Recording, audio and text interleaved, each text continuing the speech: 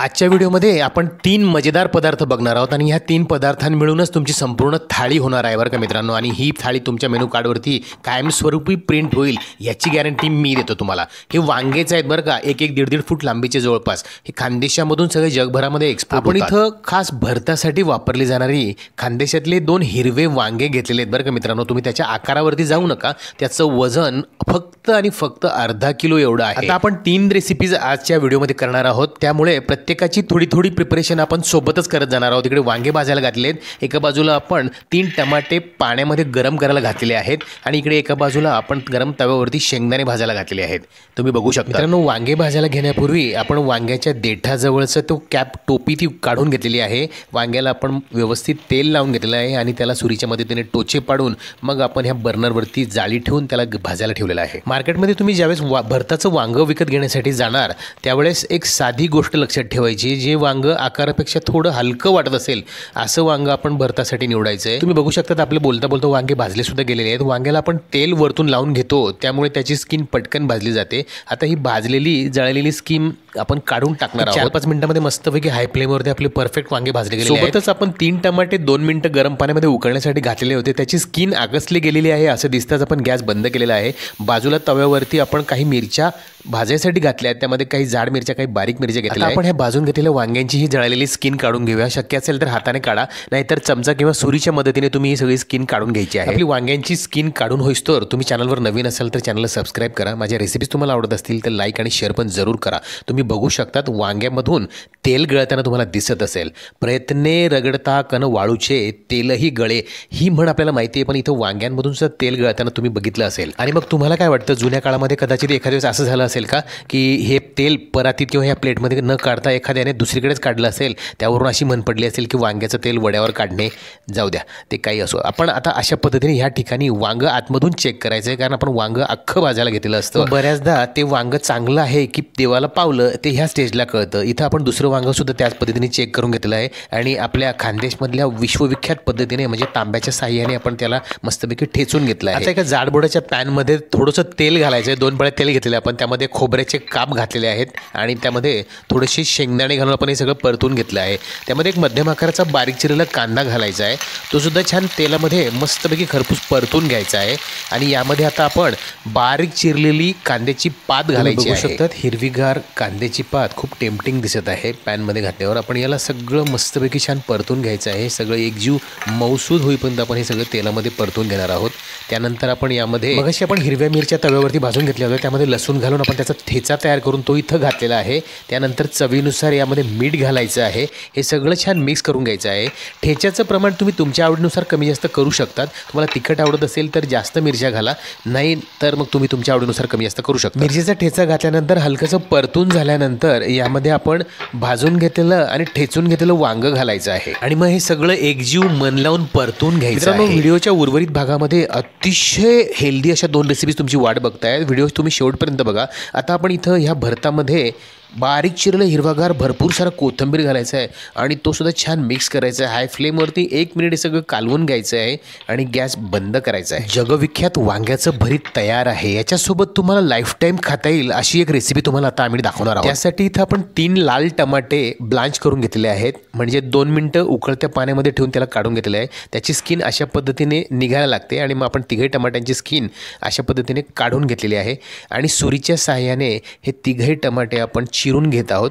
चिरल्यानंतर त्यामध्ये निघणाऱ्या बिया आपण बाजूला काढून घेणार आहोत आणि त्याचं ज्यूस आपण एका ठिकाणी कलेक्ट करून घेणार आहोत। बऱ्याच जणांना ह्या बिया वर्ज्य केलेल्या असतात, म्हणून आपण ही प्रक्रिया अशा पद्धतीने करत आहोत। बिया जर तुम्ही खाऊ शकत असाल तर त्या पूर्ण चावून खायच्या आहेत, त्या फायबरचं काम करतात। तुम्ही बघू शकता आपण हा टमाट्याचा पल्प, ज्युसेस आणि बी ह्या वेगवेगळ्या करून घेतलेल्या आहेत। आता एका मिक्सरच्या भांड्यामध्ये आपण 7-8 लसणाच्या पाकळ्या घेतल्या आहेत, एक छोटा कांदा चिरून घातलेला आहे आणि त्यामध्ये हा टमाट्याचा पल्प घालायचा आहे आणि उरलेले ज्युसेस आपण स्ट्रेनरच्या सहाय्याने गाळून याच्यात काढून घ्यायचे आहेत। मित्रांनो, मी तुम्हाला प्रेमाने हक्काने आग्रहाने सांगेल की ही रेसिपी तुम्ही तुमच्या डाएटमध्ये फ्रिक्वेंटली समाविष्ट करा।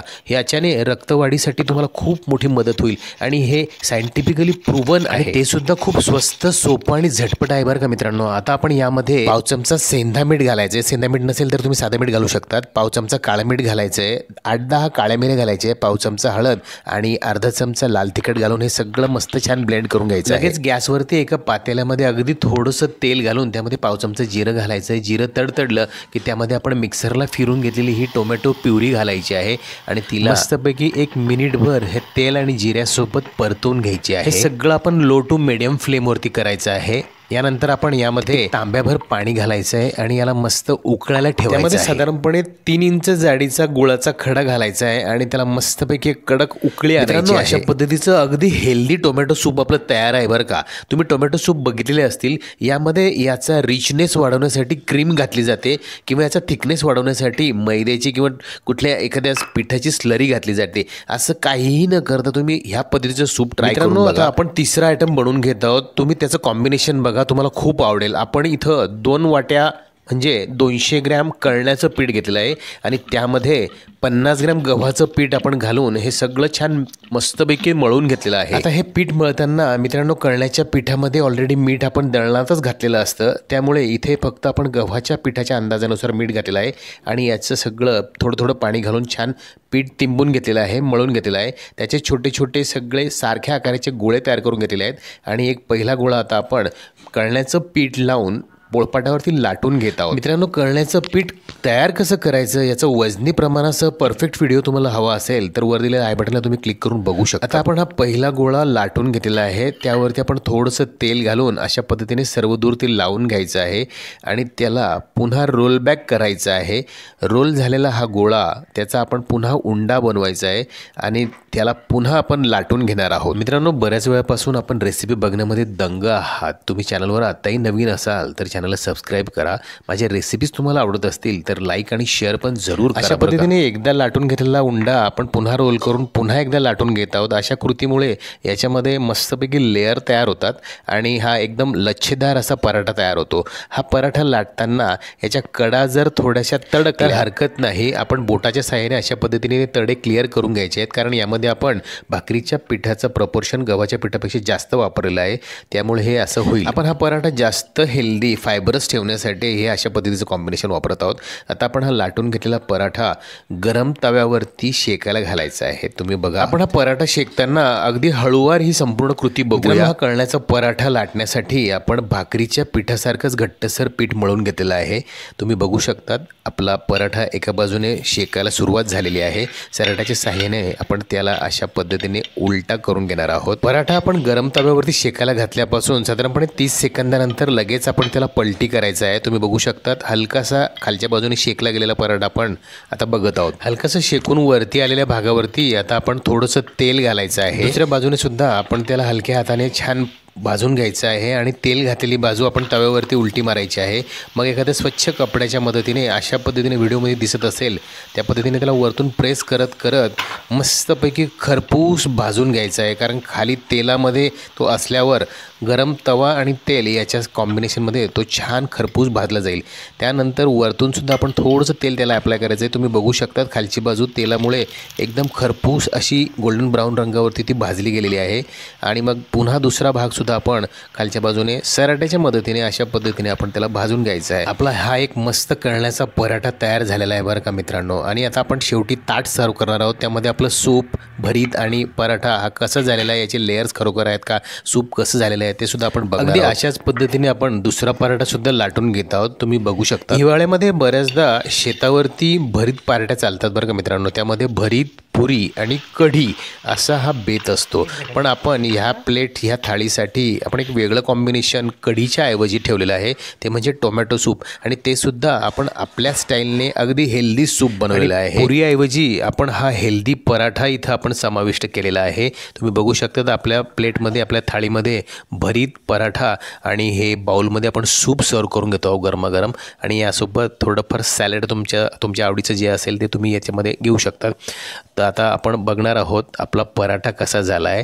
तुम्ही बघू शकतात अतिशय टेम्पटिंग अशी आपली ही थाळी झालेली आहे. तिघही पदार्थ गरमागरम आहेत, सूप भरीत आणि पराठे. आता आपण एक एक पदार्थ चेक करून बघूया. अतिशय मजेदार असा हा पराठा तुम्ही बघू शकतात. लेयर्स त्याचे आपण त्याला तोडून बघितलं आहे आणि हे सूपसुद्धा तुम्ही बघू शकतात किती मजेदार दिसत आहे.